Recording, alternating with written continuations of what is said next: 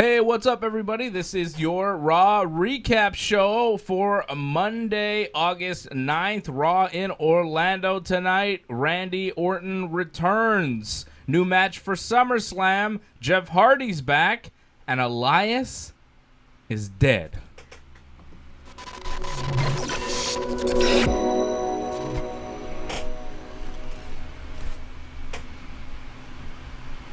So the guy Elias, the wrestler Elias, is not actually dead, but that's what he said. That's what he said on the show, right? Yeah. Said Elias is dead. Burned his guitar. Threw it in a fire. My headphones not working or something? You could... Oh, there we go. Now All right. Now I hear you. Yeah. Yeah, my headphone volume. Threw his guitar in the fire. Said Elias is dead. Yeah. What happened there? That was weird. Well, New Elias. So Elias is not actually dead. What's the guy's name, Elias? Well, the gimmick or the actual man? No, the man. The man, I don't know, but he used to be Elias Sampson. Jeffrey Shulo. Oh, Jeff Shulo. Jeffrey Daniel Shulo from Pittsburgh. 33 Steel years Town. old. So He's young. He dumped his guitar in a fire tonight. And it seems like, and then he said, WWE used to stand for Walk with Elias, but Elias is dead. So apparently he's dead. Rest in peace, Elias. I just want to start the show to talk about Elias. And now we don't have to ever talk about Elias again. Well, he'll probably come back dead. under a repackaged name. Maybe Samson. Was that something he was before? Well, he used to, I think in NXT he was Elias Sampson. Yeah. Because he had long hair, like Samson, like the biblical character. So maybe they can go in that direction, make him like some kind of strong man. He is tall.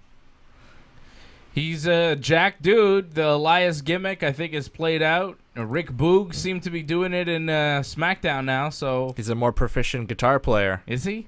I can't tell. He doesn't well, seem to be that good. He's better than Elias. Like that. Like I can't do that. Like like that's not easy. I can't play guitar at all. So it's pretty hard to do that. Yeah, and Metallica stuff. Yeah, the shredding things, like. And he can do that. Boogs. Yeah. He can do it in front of people. Like he's proficient enough. Like he's not terrible. He's not like he couldn't perform with Metallica. Like the lines he's like the scales he does are like pretty basic scales, but he can do it with some proficiency and dexterity. All right. Well. He's probably a better guitar player than he is a wrestler because they don't seem to let him wrestle. He only plays guitar. Mm-hmm. So, I don't really care for a guy who's like a passable guitar player who's also jacked. That doesn't really do much for me on a pro wrestling show. And that's what Rick Boogs is. I think that's kind of what Elias was. And now they're repackaging Elias, which is all fine with me. I want to give a shout out to some of the members in the chat. Doug Hepburn is in the chat. Franco 316. Angelo Contagonis. Brian Firth, do not forget to become a member of this channel. Click that join button beneath me if you're watching us on YouTube. Don't forget to like the video, leave a comment. If you're watching on Twitch, Facebook, or YouTube, you can like this video. Subscribe to the channel. Those subscriptions do help us with the algorithm, get us seen by more people. So help us out by subscribing as well. You can hit us up on Super Chat. I got a feeling Angelo might be the Super Chat winner again. He's always winning. He's always winning, this guy. He's a big winner. Although Brian Firth is here, too, so those guys are... there's Harold Schneider as well. Shout out to Harold. Harold says he's excited about Brett and Owen's brother tomorrow. Don't think I'll be able to catch it live, but we'll try. Yes, tomorrow, big announcement for you. This is for the members. We're doing extra work. We're doing overtime. And this was actually a lot of fun for me. Anybody that knows... me and knows this show knows how big of a fan I am of the Hart family and Bret Hart and Owen Hart and Natty Neidhart and Harry Smith and Stu Hart and Helen big Hart. Big shout out to Helen. And everybody, the whole Hart family, the extended family, Jim the Anvil, Davey Boy Smith. I'm just a big fan. TJ Wilson. I think that they're all fantastic and they do wrestling the way it's supposed to be done.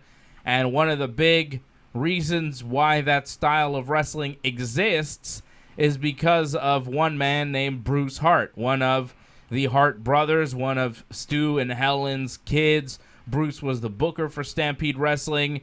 and was really a guy who was instrumental in bringing in some of the top talent to that territory, to Calgary, to his father. And you will hear tomorrow the stories with Bruce Hart. I had the pleasure of talking to Bruce this morning, and we're going to drop that interview live on the channel tomorrow morning at 11 a.m. Eastern Time. You'll be able to watch it live with me because I will be in the chatting along as Ringside Report during the interview. So if you have any questions, I'll definitely give a couple of my impressions of the interview and of Bruce and of the guys that he's talking about tomorrow in the chat while we see the interview premiere.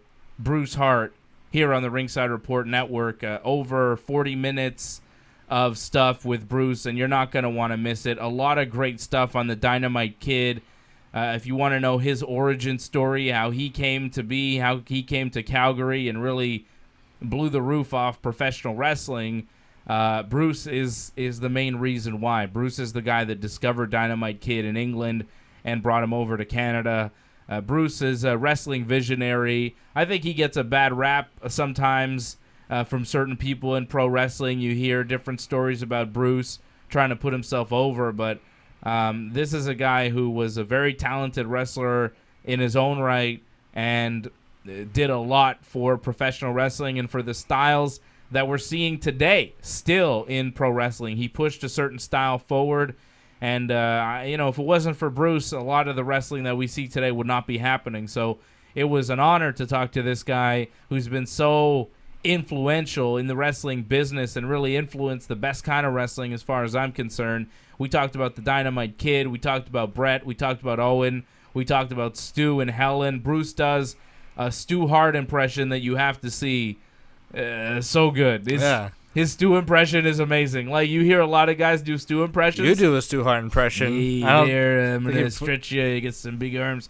But his Stu Hart impression is so good because it's his dad, and it's dead on, and he sounds and looks a little like Stu, So he does a Stu impression on this interview that you got to see to believe. It's so good. He talked about AEW. He talked about AEW versus WWE. I asked him what he thought about Kenny Omega. We talked about Harry Smith and what he's doing right now with the WWE. We talked about the UFC. We talked about Vince possibly selling WWE. Don't forget, Stu, Bruce's father, sold Stampede to Vince, and then Bruce kind of reopened it on the sly like a few years later when Vince wasn't kind of holding up his end of the bargain. Didn't really pay Stu for the rights and everything. But, Bruce has seen territories get sold and kind of things come and go. You got to put yourself in Bruce Hart's shoes for a second and imagine what the wrestling landscape was when he was 25, 30 years old, in the 70s and 80s and stuff like that. And now, what it's like now, it's a completely different business. And he's seen kind of things change and evolve from a territory system to what we have now, more of a national-based system for wrestling.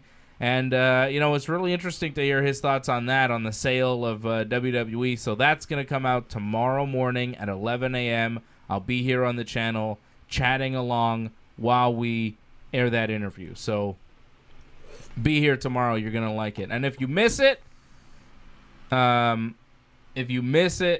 it'll be on the YouTube channel, so you can check it out anytime. Wonderful. Brian Firth dropping a super chat, says his Glenn W.O. hat hasn't arrived still. And any Veer Venus shirt update. We're working on the Veer Venus shirt. Was still a work in progress. There's been a lot of kind of things going on here. A lot of things going on here. A lot of things. You know what I'm saying? A lot of things going on here. But we're working on the Veer Venus shirt. It's happening. It will happen. Wheels are in motion. Yeah, Veer Venus. Wheels are in motion. It is happening. And the Glenn W.O. hat, I have no idea why that hasn't arrived to you, Brian. Glenn sent it to you. Maybe Canada Post is extremely slow. I don't know. I'll check with Glenn again. Maybe something happened. Maybe he got the package back and something. I don't know, but that's weird. That's something to investigate. We'll investigate. So thank you, Brian, for dropping the super chat. You are the super chat leader of the night. So, Raw. Randy Orton was a big part of Raw. He welcomed us to Monday Night Raw to start off the show. Matt Riddle shows up, says he misses Randy, wonders if Randy was on vacation. I wonder that too. We haven't seen Randy since what, early June? Yeah. If that. Late May, maybe? I forget how he got written off.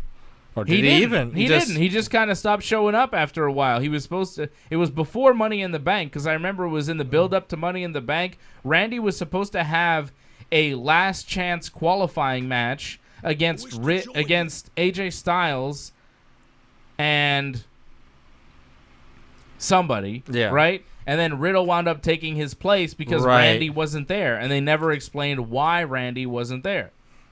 It's really weird. It is mysterious. But that was before Money in the Bank, so we're talking. He's got a mustache. You know, it's been a couple of months at least since we've seen Randy Orton. He comes back with new facial hair, and no real explanation as to why he's back. Do you hear that? Yeah. Are you hearing that? What was that? Some kind of sound effect. All right. Oh, welcome, new subscriber. Big Fin Squid, welcome to the channel. Yeah, so Randy and Riddle are talking. Yeah. And Riddle at one point goes his stepdad, because he's worried about Randy and he thought Randy got lost, and he says that his stepdad went to get milk when he was a kid and he got lost and never came back. This is his stepfather. Usually when this story is told, it's their actual father. I don't know. It was just a weird anecdote there to throw in. I guess part of the backstory of Riddle's character. Riddle wants to continue to beat Team RK Bro, and Randy doesn't want to do it. He doesn't want to be a team whatsoever. AJ and Omos show up. AJ challenges Randy to a match. That's going to be our main event. Randy tries to RKO AJ, misses. Randy tries to RKO Omos, but also can't do it. Riddle then tried to RKO Omos and got chokeslammed. So Riddle in the main event comes back for revenge. It's Randy Orton versus AJ Styles. Omos is outside the ring just talking to Randy, really not doing anything. Nah. Randy was the one who seemed to start yelling at Omos first, and Omos was just responding. I guess Omos took his jacket off, so maybe that was intimidation. But then Riddle just attacks Omos from behind. I guess it's revenge for the chokeslam, but it was kind of weird. Like, Omos didn't physically get involved in any way. Didn't really do much to Randy, but then Riddle's still just attacking him. So Riddle attacks Omos, and I guess it kind of distracts AJ, but it didn't, really. AJ was not distracted. He was going for the phenomenal forearm like normal. The announce team kind of sold it like AJ's timing was off or something. Like Riddle helped Randy win, but he really didn't at all. And Randy, so AJ goes for a springboard for the phenomenal forearm thing, and of course he falls into a RKO. Randy did very little. He didn't jump to catch AJ in the RKO. He just kind of half caught him and fell. AJ took a tremendous bump there off that halfway springboard. across the ring. Yeah, he flies so far. Then got himself into the RKO position so seamlessly. It was very impressive. Like, it was Alan a very Jones impressive does move. it again. AJ is super impressive. The match itself was okay. Yeah, nothing special. What really was the story is what happened after the match. Riddle goes to hug Randy Orton. Randy doesn't want to hug. I heard that again. I don't know what that is. It's like a sound effect. I don't know what it is. I don't know what it's saying to me. Talk to our production crew. It's saying something, but I don't know what. Randy eventually decides to hug Riddle, and then they're posing, and they're standing around with their arms in the air, and they're posing to all the different parts of the arena. And you know, the longer they pose, the more Randy's going to hit the RKO, and then he does on Riddle. And he's kind of playful about it after. He doesn't seem too sinister. Yeah, he was kind of smiling, and he tussled Riddle's hair. So are they still friends? I don't think that they're still friends. Because it kind of feels like they're still friends. Like, it's just like Randy's like, if I'm going to be tag team partners with you, I'm just going to hit you with my finisher every once in a while to, like, let off some steam because I don't like you. Like, Riddle is is so pathetic that he will accept Randy RKOing him when he feels it's appropriate and still be his friend and tag team partner? I mean, it's part of Riddle's storyline. Like, WWE seems to be going for these, like, really sad characters. Riddle with the abandonment issues and all of Baron Corbin stuff, Like, they seem to be going for these kind of, like, very dark kind of characters that just make you feel sad for them more than anything. Yeah. Like, if that's the direction to go to. Because, like, if it's building up for Randy Riddle at SummerSlam, which it still can be. Yeah. It easily can be. I feel like Randy would have RKO'd him and then, like, done it again. Punted him or beat him up outside or, picked him up and said, like, you think you want to be friends with me? Like that kind of stuff. And then you're like, oh, Randy. But instead it was just like RKO, tussle the hair, and then they went off the air. Yeah. So we can't really get a feel. And even the announcers didn't really say, like, what's going to happen next week? Like, are these guys friends? It's like, they're just like, oh, he RKO's him. We love Randy. He's back. Like, there was no storyline thing of, like, what happens next week on Raw? Well. And what happens with AJ and Omos if it's a Randy Riddle's one-on-one match? It does seem to me like Randy versus Riddle one-on-one is the move at this point. They only have a week to decide because Raw next week is the last Raw before SummerSlam. That's the go-home show next week. So they have to figure it out. I don't know. If they really are going to make it so Riddle is cool with getting RKO'd and he just wants to team with Randy at SummerSlam to be Team RK Bro, that just really doesn't do Riddle any favors. It should be Riddle versus Randy one-on-one at SummerSlam. And I feel like it will be. I think it has to be. So Randy will cut like some kind of heel promo next week, and then it'll just that's that. But then and AJ and Omos, like you were telling me before the show, tag team champions or not, it doesn't really matter. It doesn't matter. They don't matter. AJ and Omos don't matter. They don't have to be at SummerSlam at all. They don't have to be booked. They're the Raw Tag Team Champions. So what? They can wrestle the Viking Raiders on the pre-show. Like, you've seen how they book the tag team division in WWE. A lot of pay-per-views don't have 2 tag team title matches on it, right? Very rarely do they have 2 tag team title matches on a pay-per-view. And how long do you want this SummerSlam show to be? You know what I'm saying? So if they're going to do a SmackDown tag team title match, which is possible because the Usos and Rey Mysterio and Dominic are still doing a thing. Yeah, we got to have the Dominic turn.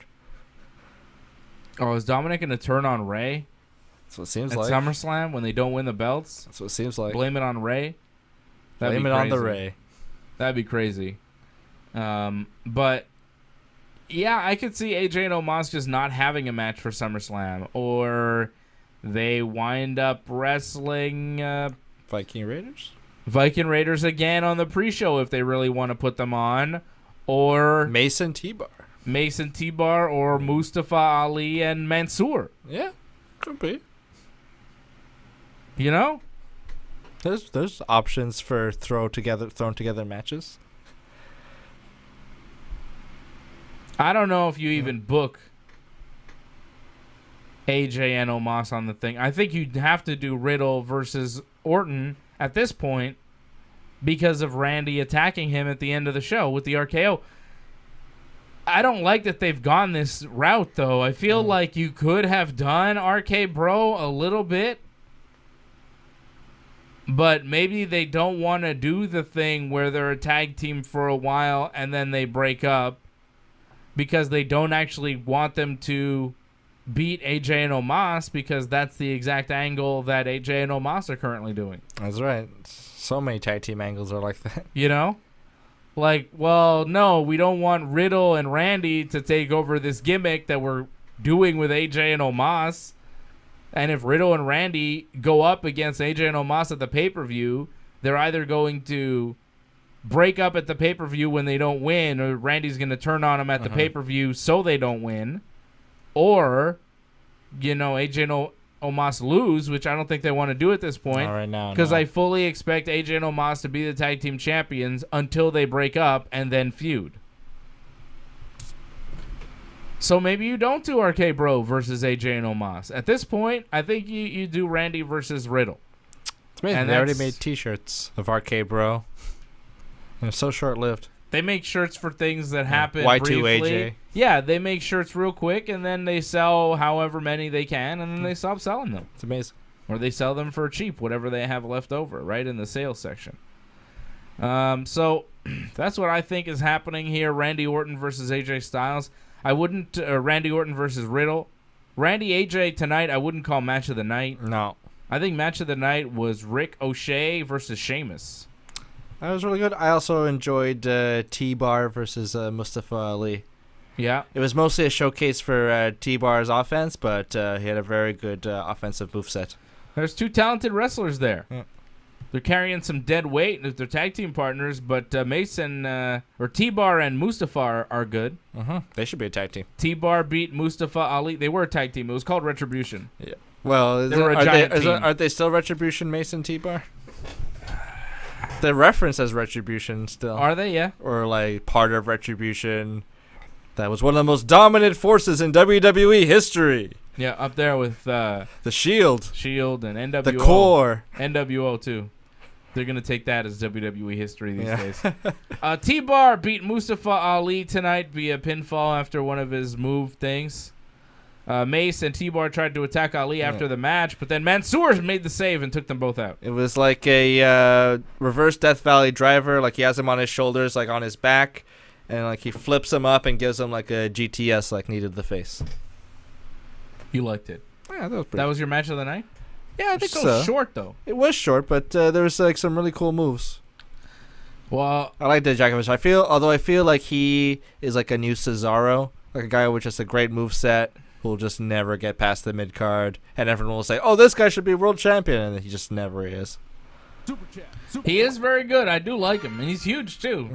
I don't know why they didn't keep him Dijakovic. Yeah. Harold Schneider agreeing with you, dropping a super chat. He says T-Bar was the best match. Harry. My man. Thank you, Harold. Thank you for supporting the channel. Yeah. But the Sheamus and Ricochet was very good. That, like that lion too. salt was beautiful. Yeah, Ricochet did some beautiful moves. The lion salt that he did to Sheamus, the springboard crossbody onto Sheamus that they both landed crashing through the table, onto the table. The table didn't break, but that springboard crossbody that Ricochet did came through with so much height and velocity.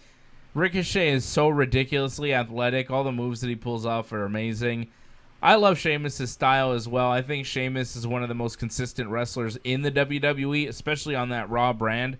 He just delivers. You know, he's been a great U.S. champion. This has been a tremendous run for Sheamus. Very underrated, very underappreciated, but the guy is a bus-ass wrestler. Hard-hitting. Big, hard-hitting, intimidating. A lot of Sheamus' matches have blood in them. He's either bleeding or you're bleeding. Somebody's going to bleed in Sheamus' matches. And the guy, you know, he's wearing that face mask now because he got busted open so bad by, what was it, Humberto Carrillo, you know? Yeah. A crazy feud, crazy matches with that guy. Like, Sheamus is having matches with guys like Ricochet, Humberto Carrillo, Riddle. and even now Damian Priest, who he's feuding with. He's taken these guys that have been kind of nowhere, have been under the radar, have been underused by the WWE. Could use some veteran leadership. He's bringing them up, having tremendous matches with them, and I feel like the internet has given him no credit for it. Yeah, they're probably saying like he sucks, he shouldn't be. Whatever. Why did they fire Bray Wyatt? They should fire Sheamus. Right, exactly. But Sheamus is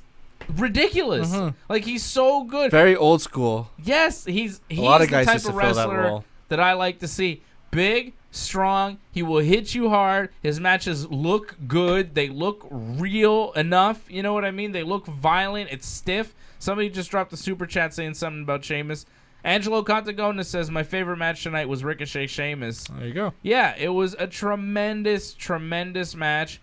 And I love Sheamus. I love this whole run that he's had. And I like that he's elevating guys like Humberto Carrillo, like Ricochet, and even Damian Priest, who, let's be honest, since the Bad Bunny stuff has really been nowhere, and now he's going to get a SummerSlam match against Sheamus one-on-one for the U.S. title.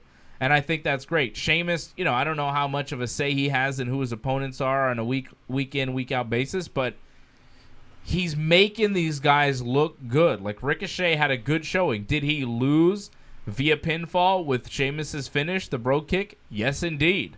But did he look like $1 million in the process? Yes, indeed. Did Sheamus take that vicious crossbody from Ricochet? You goddamn right he did. Because he is willing to take as much as he dishes out, because he is a fucking tough Irish man. And it's nice to see for Sheamus, because, when he came in, he got to work with a lot of top guys right away, a lot of veterans who and like Sheamus was pretty green at first, but very quickly, like within a year and a half, he was like consistent with, like, we were thinking like Sheamus is pretty good. Like Sheamus is fun to watch. He's got a good moveset. And that was from him working with like a lot of like big guys early on in his run too. Yeah. So it's nice to see kind of full circle. He kind of gives it back. The past 3 or 4 years, Sheamus has been one of the best guys in the business. And especially this past couple of years, he's been so just on fire. Everything he does is on point. A lot of charisma too. Yes. He's very funny. But he could also bring the anger. Funny. Not too funny. No, but just like kind of fun, jaw-jacking, like him and Cesaro had really good chemistry together as the bar. Even his matches with Drew McIntyre were fantastic. Yeah. Like, super violent. Great matches. Really, Sheamus brings it out of people. He really does. He really does. You know what I'm saying? Yeah. Sheamus is a legend. Future Hall of Famer without a doubt. And I'm sure his match at SummerSlam with Damian Priest will be one of the best matches on the card, if not match of the night. Because that's what Sheamus does each and every time he goes out on TV. He steals the show. And it's weird to me because I see this guy and I'm like, God damn, he's incredible. But I feel like when I'm reading comments, when I'm seeing things, no one is putting Sheamus over to the extent that they should be. No one even puts him over. No one's thinking about Sheamus. He's not one of these guys that's... he's not, as Triple H would say, an internet darling. You know what I mean? He's not. No, he never was. He never was. No. But he's so fucking good. Yeah. If you watch wrestling, if you like wrestling, like, how can you not love Sheamus, right? He was put in positions, like back in the day, where it was like either him or Daniel Bryan were going to get over, so people gravitated towards Bryan, and then, they had him with the mohawk and everyone chanting, "You look stupid" at him. Yeah. For years. Up until recently, that was like the whole gimmick with Sheamus. And it did feel like in those times Sheamus was looking to find who he was. He tried weird haircuts. During the Roman feud, he was doing some different stuff. Yeah, and now this version of Sheamus feels like the jacket, the hat, the whole outfit. The trucker shirt. Even the mask. Even the mask that he wears. It just feels like the pub Sheamus, the drinker who likes to fight Sheamus. This is the real Sheamus. You know what I mean? It feels like the real Sheamus. It's the best gimmick that he's done, and I guess it is a little stereotypical. He's like an Irish guy who likes to drink and fight. Like, it's a little but goddamn, he pulls it off, man. He's believable in this character. It's very good. I mean, maybe they'll bring back Hornswoggle, give him go full Finley. Yeah, I don't think they're gonna do that. I don't think he'll be looking for his pot of gold or whatever. So Sheamus versus Damian Priest is official. Damian Priest wrestled John Morrison tonight, beat him after his Crossroads deal. He was doing a different finisher last week. I forget what it was, but it was better than this. He does a Crossroads type of move that I really don't like. He doesn't pull it off very well. Clunky. Yeah, it's a little slow. It's just compared to Cody's, it's not as nice. And I wish he would... Nikki Cross's. Yeah, Nikki Cross's too. Swinging neck breaker. I wish he would do a different finisher. And last week he had one. I totally forget what it was, but it was good. And I don't like some this kind one. of bomb, like a big bomb. Maybe like a choke bomb or something. Like a two-handed choke bomb. No, that was Omos. I can't remember what it was, but it was better than something this. Good. Anyways, he beat John Morrison. The match was all right. Miz sprayed Damian Priest with the water stick during the match, but it didn't distract him at all. And then Priest went after Miz after the match, wound up spraying Morrison with all the stuff, and then he went to attack Miz, and Miz got out of his wheelchair and ran away. So Miz, I guess, no longer in the wheelchair. He'd been faking it for some of the time. I know he did have a real injury, but I guess he's better now and has been faking it for maybe this week and a couple more previous, and he's should be back to wrestling action very soon. We can all rejoice that The Miz will wrestle again, probably against Damian Priest next week on Raw. Didn't WWE say he had like a torn ACL or something like that? Yeah, so how's he Isn't that running? like 6 to 8 months? Well, they do that sometimes. They'll say like, oh, he's got a broken neck and then he's back in a month or something. Make it, but yeah, like a torn ACL or something. That's like 6 to 8 months recovery. Yeah, surgery. I'm not really looking forward to seeing him wrestle again. No, and he'll probably be over or get over some. We'll see. WWE's not wrestling in the tough crowds. A lot of the tough crowds are in liberal states that aren't allowing a full They're in arena. Chicago. They were in Chicago, yeah. But like Philly and New York and stuff. Can they go? They can go to Pennsylvania though, because AEW's going to Pittsburgh this week. No? They have an MSG show, don't they? The WWE in September. Yeah. Is it a TV taping? I don't know why they haven't gone to any of those markets like earlier. What are they waiting for?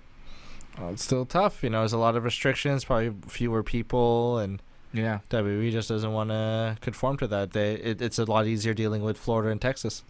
They'll be in California in a couple weeks in San Diego. That's interesting. On the Raw after SummerSlam. Orlando tonight, San Antonio next week for Raw. Shawn Michaels country. Heartbreak Kid Shawn Michaels. Damian Priest cut a promo after the match and he challenged Sheamus, and Sheamus accepted. And then Priest gave a brogue kick to John Morrison just, for fun, because it happens. What else happened? Reginald was backstage taking pictures of himself, and then Tozawa tried to take the title from him. He was dressed up like a guy, and R-Truth then stopped Tozawa from taking the title, and then Reginald did some flips and jumps and escaped. So Reginald still 24/7 champion. We're seeing Reginald on Raw, but Nia Jax and Shayna Baszler are missing in action. Nia's probably taking some time to recover. Where's Shayna? I don't know. Got nothing for her? What happened to Asuka? Remember her? She's probably getting some time off. She worked hard like a lot during her title run.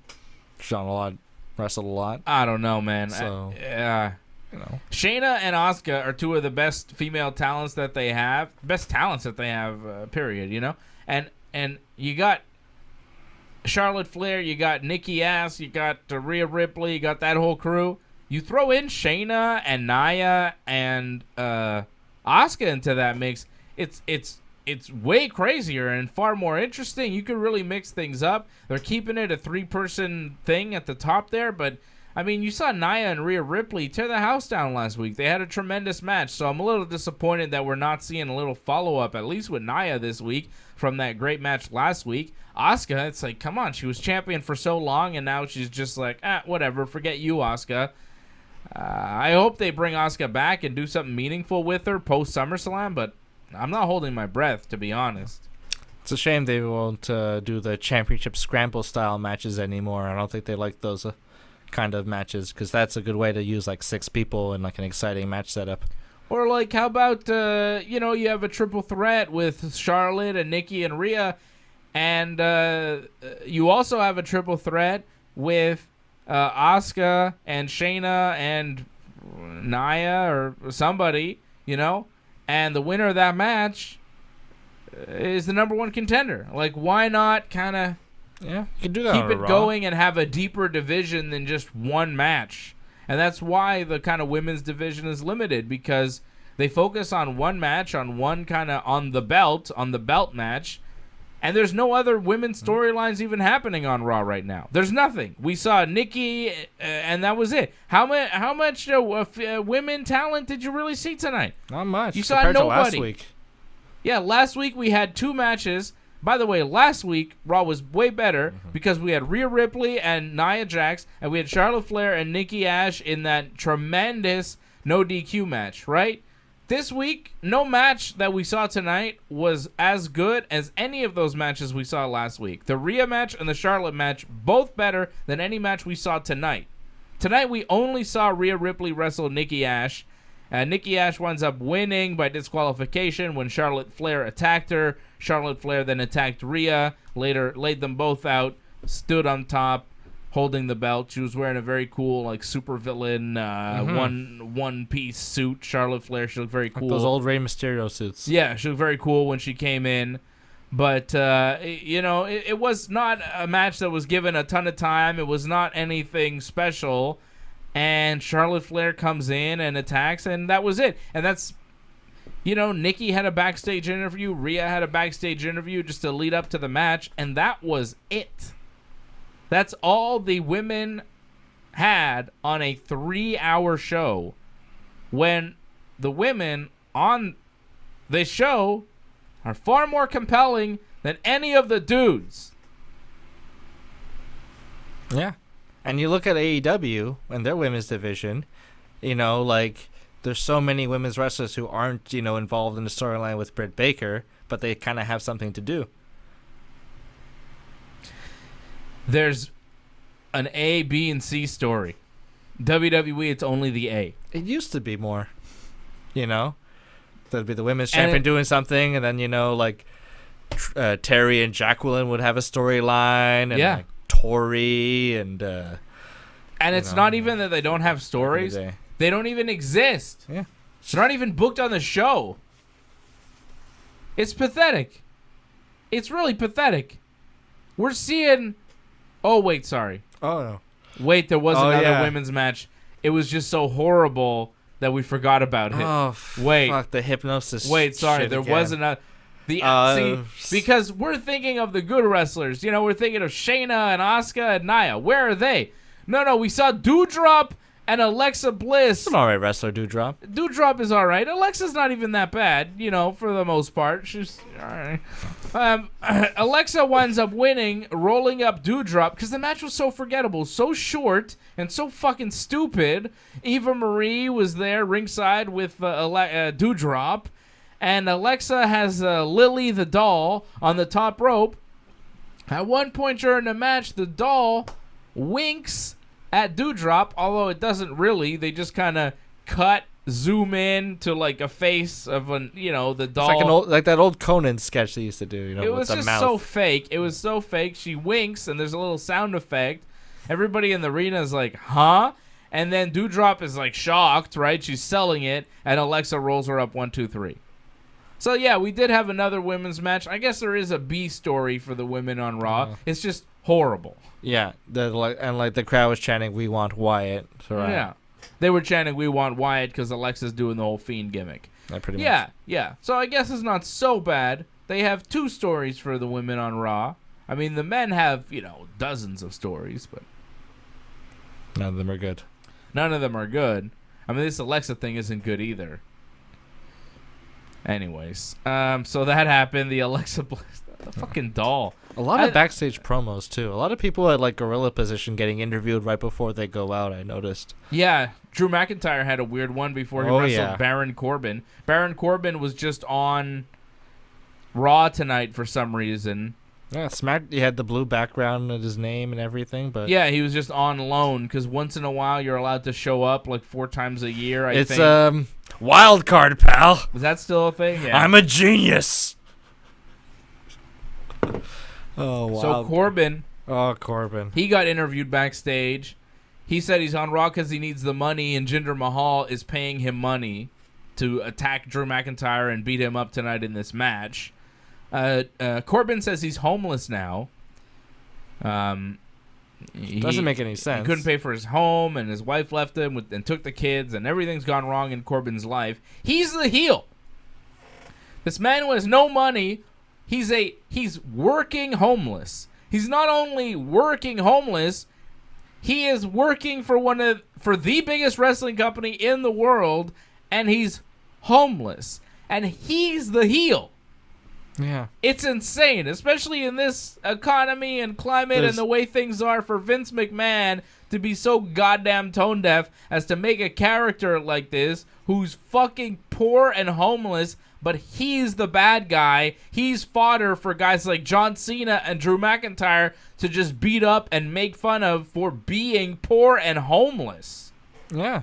There's like mass eviction crisis going on in the States right now. Millions of people can suddenly be without their homes. And because Corbin's a SmackDown star showing up on Raw, it's clear Vince wants more segments with this of just beating up. As Vince probably hears the news, if he hears the news, and gets, disgruntled by that. And, and like Drew McIntyre cuts a promo about his mother, saying his sword is named Angela because Angela was his mother's name, and she had really like bad health problems. Yeah. And people were telling her to have an abortion procedure when she was pregnant with Drew, and she didn't. And because she didn't, and even when she had cancer, she still supported Drew. So because she was strong, Baron Corbin should be strong and make more money. It was very strange, and Drew was like very like angry and like animated about like angry at Corbin. Your problems Yes. are your own. Yes. You know, like you pull your bootstraps. You know, like really weird. You know, and then Drew cut a promo saying like how much were you paid to do this during the match. Okay? Yeah, he picks up the mic during the match and he's very like, how much were you paid to do this? And Corbin says something. He's like $100,000. $100,000. That's a lot of money. Did he say 100,000? Yeah. So Drew's like, what if I give you 200,000? And Corbin's like, yeah, I'll take it. And he's like, how about 300,000? And then Corbin's like, yes, I will take that. Thank you. Yeah. And then Drew's like, 1, 2, 3. And then he kicks him in the face and he pins him. And like only a person like Vince would think, oh, I'm getting paid $100,000. Oh, that's nothing. You're pathetic. You took $100,000? Yeah. You don't value yourself at all, obviously. It's like, that's a lot of money to a lot of people. I don't understand. Does he get the 100,000 only if he beats? I think. Drew? Or just, yeah, like it was unclear, but probably the stipulation was that he beat Drew. Does he get anything for just wrestling the match? Did he get half? Did he get 50 grand? Because if he has 50 grand, that's not bad. He shouldn't be homeless next time we see him on TV, right? Yeah, he should be able to rent an apartment in most cities if you get 50 grand in one night. Or did Jinder just stiff him on the thing? Well, also, you're a traveling wrestler. You don't really need a home. You can just stay in hotels. Or in your car. But that's kind of strange. Yeah, well, hotels, though. I mean, he's a WWE wrestler. He's making money. This whole gimmick is stupid because we know it's not true. It's just so dumb and also tone deaf to be like, oh, the homeless guy who's poor. He's the bad guy. Let's laugh at him for being poor. Ha ha ha. I'll give you $300,000. No, I'm going to kick you in the face, you loser. It's like, jeez, man. It's like if Ted DiBiase was the good guy the whole time. Yeah, it's really weird. It's really weird. Well, people have always said, you know, if Vince McMahon was a wrestler, he'd be the $1 million man. Like, that's the gimmick he would want to do. And he would probably think he's the babyface, too. Yeah. Which is fucked. Anyways, Drew beats Corbin very easily. And then Jinder with his guys, Veer Venus and Wanky Shanky, they come out. No lawyer. I don't know why the lawyer wasn't there. And then Drew picks up his sword. And then Venus, Shanky, and Jinder are just like, fuck it. And then they bail. They don't even come out to the ring. They don't try to surround him with chairs or throw things at him. They don't have a gun this time. You know, they have nothing. They knew the sword was coming. They saw it last week. He has a sword. They come to the ring. He pulls out the sword, and they're like, oh, shit, he's got the sword again? This guy who always carries around a sword? I can't believe he has the sword. You know? Yeah, does he bring a gun next time, Jinder. Like, shoot this motherfucker. Is Drew McIntyre threatening to behead Veer Venus? Which head, baby? Not the big Veerboski. I ain't gonna repeat the line of Mr. Yamaguchi, but chop it, your wee. I think it was pee-pee. Whatever. God bless him. Karrion Kross beat Jeff Hardy. Jeff Hardy has beaten COVID, but he couldn't beat Karrion Kross for a second time. Hardy had COVID. He's back now, baby. And of course, they quickly had him lose to Karrion Kross. So we are aware that Jeff Hardy, you know, doesn't have Karrion Kross's number because like 3 weeks ago on Raw, Jeff Hardy pinned Karrion Kross with his feet on the ropes, and then they were probably going to do the rematch where Karrion beat him. And this was Karrion Kross's Raw debut, by the way, that he lost. They booked it that way. And then Jeff Hardy gets COVID, so he disappears for like 2-3 weeks, and now he's back. And he quickly lost, got choked out, tapped out, and then got choked again after the match just for good measure. So Karrion Kross gets the win here tonight. Keith Lee, though, missing in action again. This guy's been missing for so long. Last week has a match with Karrion Kross, beats Karrion Kross. The week before he lost to Karrion Kross. Last week he beat Karrion Kross. This week, not on Raw. Just because Jeff's back, I guess. They're like, well, we don't need you. You were just here to sub in because Jeff wasn't here. Was he? That's what it feels like. It was weird that Keith Lee wasn't on the show. I guess they have nothing for him. Man, must it be like in those production meetings? Like, confusing. Scary. And all the fire rings and the minimizing NXT, like, I wonder what Triple H, how small he feels. Yeah, I don't think Vince treats Triple H very well. I think Vince is just bullying his way through these things. And people just, are afraid to say anything because a lot of it is just nonsensical and downright strange. Yeah. The handling of Keith Lee has been downright strange. Talented guy, seems to be over. And they seem to have nothing for him and drop the ball with him. I wouldn't be surprised if he got released at some point. Like, after him not being there tonight, it's just like, well, if they have nothing for him... See if another one of those cryptic tweets comes out. Yeah, I mean, it could be. I'll tell you all guys about this real soon. Don't worry about it. Just be yourself. I mean, Keith Lee... Has he tweeted anything tonight? No. No, nothing. So I don't know. I don't know what's going on with Keith Lee, but it was very strange that he wasn't on the show tonight. And yeah, like Angelo's saying, we still haven't heard why he wasn't on the show for so long. Yeah, it was a long time he was gone. Franco 316 checking in says NXT is changing location. Where are they going? They're leaving Full Sail. Or are they staying in Orlando? Or are they going on the road again? Probably not. Was NXT a traveling? No, it wasn't traveling. They TV. would tape like 4 shows in a row. Yeah, that was always their format. They travel for takeovers though. Yeah, and like maybe a specialty show. Like their next takeover though is the day after SummerSlam. Day after SummerSlam. That's weird. Because SummerSlam's on a Saturday. Yeah. But I think it's going to be like in Orlando. Why is the Performance Center or whatever, the thing. So there's something happening on the Sunday? Oh, Franco says changing direction, not location. Oh, okay. Oh, yeah, they want more big guys. So they're going to take Keith Lee back? Those big guys, and they want more people under 30. They don't want people, like, established. So, more Damian Priests and fewer Finn Balor's, like people they can mold. They want new people, new faces, new stars. Yeah. Okay. No people, not like established indie darlings. Right.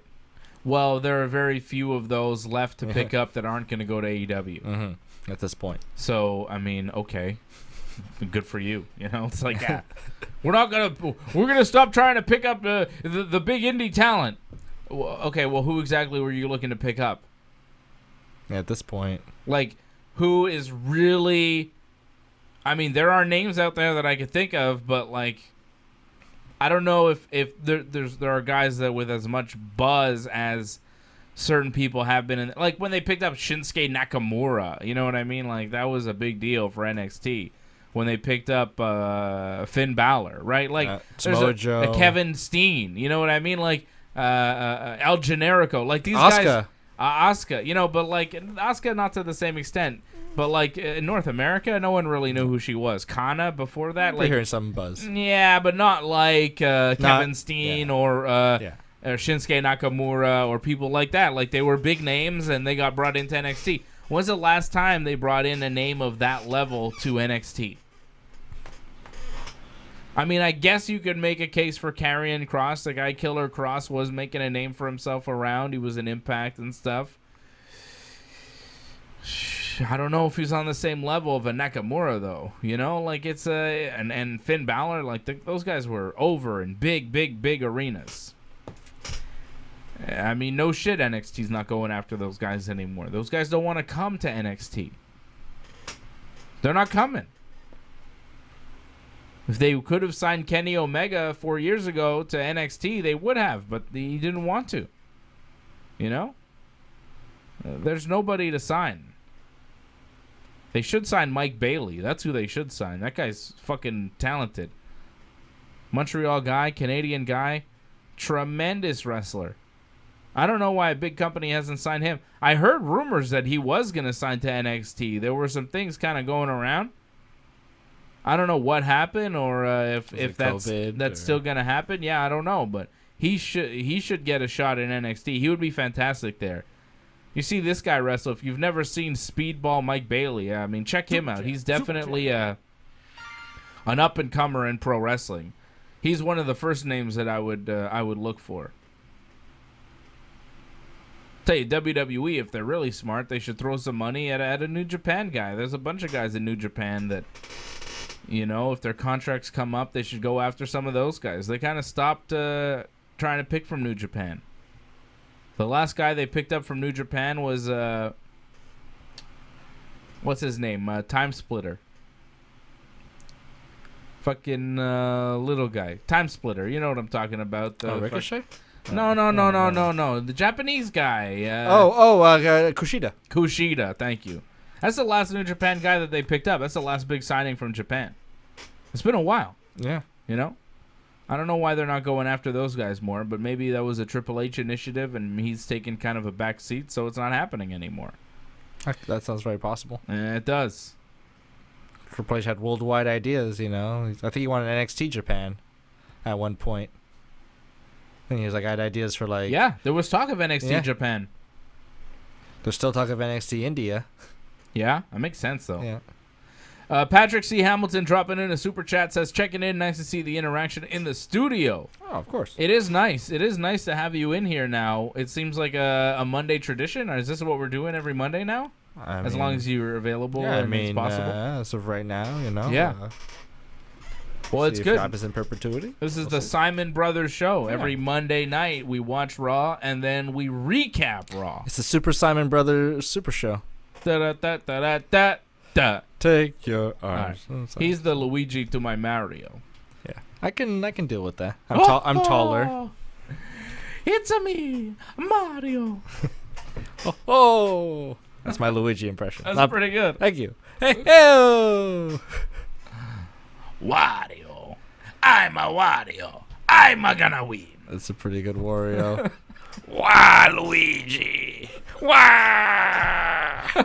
Wah. I love those guys. All right. Charles Martinet. What a talent. It's all him. God bless. It's all him. God bless. Oh, should have met that guy. He came to Montreal once for Comic-Con. And, like, you could meet him, and, like, have him say your name in Mario voice. And I'm like, why didn't I do that? Yeah. Or just to meet Mario. It'd be like, oh, you're Mario. Like, he'd probably say, like, he's Mario. He's not really Mario. He's just a voice actor. No, but, like, voice actors, when they do their voice in front of you, it's a very cool, surreal moment. Like, yeah. Like when we saw The Simpsons, But it might break the illusion of Mario. I like to think of Mario as that guy with the red hat. I don't want to see, like, because I don't want to, like... If I see the guy and his like face is imprinted into my mind, every time I see Mario, I'm going to see some old man. I don't want to see that. I want to see cute little Mario with his little red hat and his little blue overalls looking awesome. Like he's a real person. Yeah, he's a real person to me. He's Super Mario. Yeah. He's been with me my whole life. He's a good friend. He's one of my best friends. He's been talking since 1996. I love him. He's a great man. I still remember that time. It was at Toys R Us. They had like the N64 kind of preview. That's the first time Mario spoke? Yeah. And I feel like Mario's always had that voice, but I guess he hasn't. It's a me, Mario. Yeah. Was that? And I remember being like, whoa. And you could like mold his face in the thing. And I remember like that's like all you can do. Like it was like a demo and being like, that is pretty cool. And like Mario talks. Like that's the future. That was the first time he spoke. I'm pretty sure it's Mario 64. Like that like Charles Martinet voice, I believe it was, it's a me, Mario. That makes sense. Yeah, because he didn't talk for the SNES.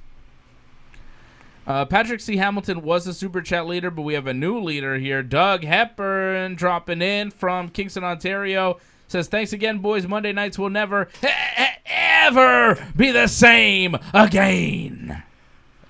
Chris Jericho. I love that phrase. Oh man! Didn't someone like use the kind of Jericho catchphrase? Could you imagine if people were on Twitter, like when Jericho was calling Stephanie a disgusting, dirty trash bag hoe and all these things? Imagine like talking about her breasts. The mob of people that would cancel Chris Jericho long ago. Well, the Attitude Era in general was just everybody would be canceled. Offensive. Yeah, I mean that was the period of TV back then too. Like the late 90s, early 2000s, it was very crass, a lot of more violence. You know? So good. Best era. I love crass. You had Attitude Era, Jackass was on TV. Yeah, South Park was coming out. South Park was huge. Everything South Park was like number bananas. 1. South Park was like the genuine article. Like it was South Park that kind of started the tide of like ultra violence and like the language. Yeah. And wrestling and everything just kind of went with the time. Wrestling in South Park, all the T-shirts, all the forums, we could find South Parkerized versions of every wrestler. Yes, that was the coolest thing. That was like early days internet. You would find like just images of wrestlers in South Park style cartoon form, and you just had those pictures, and they were cool. You download the JPEGs, and they'd take forever. It took a while, and it was cool. And those were memes back then, kids. Pre-YouTube, before YouTube existed. Pre-E-Bombs world. Fucking old school, all right? God damn, we're old. Yeah. I remember days before the internet, boys and girls. All right, so Raw happened tonight, and that's it. I think we've recapped everything that has happened on Raw. It was not great. No. It was not great at all. So Randy Orton comes back, hits the RKO on Riddle. We'll probably wrestle Riddle at SummerSlam unless they do something weird. Jeff Hardy came back, lost to Karrion Kross. Keith Lee not on the show. Asuka still missing. Damian Priest and Sheamus official for the U.S. title at SummerSlam. And don't forget, tomorrow morning at 11 a.m. Eastern Time, the interview with Bruce Hart will premiere right here on the Ringside Report Network. You don't want to miss it. We talked about a lot of stuff. Dynamite Kid, Bret Hart, Owen Hart, WWE getting sold, like all sorts of cool stuff we talked about with Bruce Hart. I am going to be here watching the interview with you live at 11 a.m. So if you do watch it live, I'll be here in the chat. I'll be chatting along, and you can ask me questions while you're watching it, and we can talk and stuff.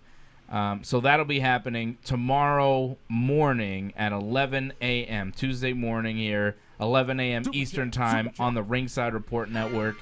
Our exclusive interview with the legendary son of Stu and Helen, Bruce Hart. Angelo Contagonis dropping a super chat. Says any word on the Tumblr and Cap Dave. Yes, they are on their way, Angelo. That is on its way. It should be there very shortly. You should be getting that. Yeah, really soon. And I'm working on a new T-shirt as well. We're working on a couple new things. There's some stuff in the pipeline. There's a lot going on. And I think I want to know who the Super Chat leader is before we wrap up. I'll tell you who the leader is. It is Angelo once again. Angelo. He does it again. All right, Angelo, we're going to get you your stuff really soon, man. Don't you worry. It is on its way.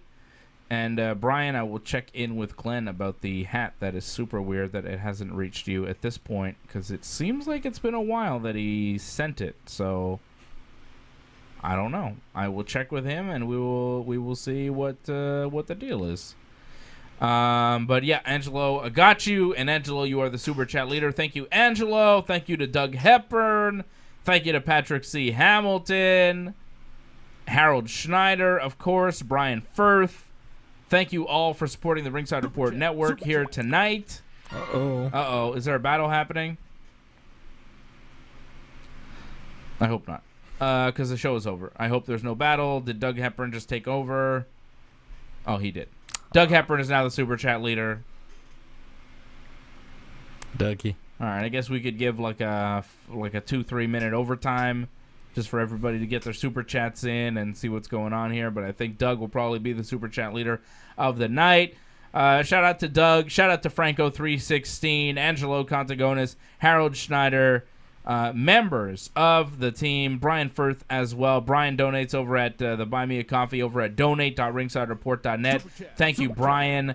Thank you, guys. Angelo, Franco, Doug, Harold, Patrick, all the members of the team joining us here tonight.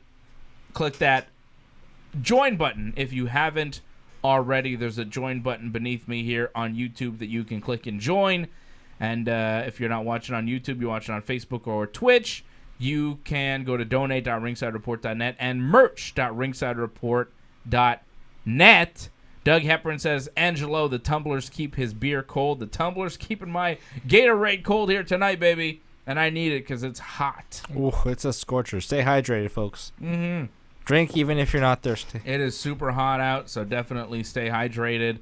Angelo dropped in the super chat, and I think Doug is tapping out, getting to sleep. All right, good. Thank you, Doug. Thank you, Angelo. Angelo, you are the super chat leader. Once again, you did it again, Angelo. You did it again. You're a genius. Thank you. And again, tomorrow morning, 11 a.m., the interview with Bruce Hart. It's going to be a lot of fun. I hope you guys enjoy it. I really do. I enjoyed talking to him. A lot of old school wrestling talk, Hart family talk. If you're like me and you're a Canadian wrestling fan of a certain age, I think you'll really appreciate it. So check it out tomorrow morning at 11 a.m. Thank you all.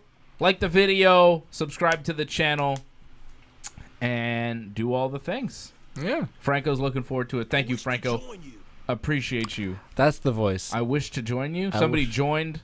I want to join you. Subscribed. Yeah. I don't know what that means. I wish to join you. I'm trying to think who is that voice? Well, somebody will tell me what that means. Some British guy. It's some guy. I think it's the Australian guy from White Lotus.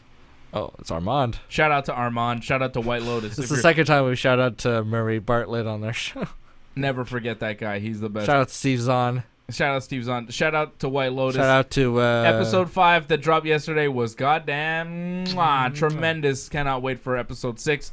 And yeah, I'll talk to you again tomorrow for the thing with Bruce Hart. And then, of course, Wednesday night after Dynamite, Friday night after Smackdown, and Thursday night at 8 p.m. with the boys to talk some UFC and MMA and all the things in fighting. Big fight PFL as well this Friday night. Olivier Aubin-Mercier is going to be fighting for PFL for the belt, for the PFL title. So we'll talk about that Canadian on Thursday gangster as well. The Canadian gangster, the man, Olivier. So definitely rooting for Olivier on Friday in PFL. We'll talk about that on Thursday with Ringside Report and the boys. Thank you. Thank you. Thank you.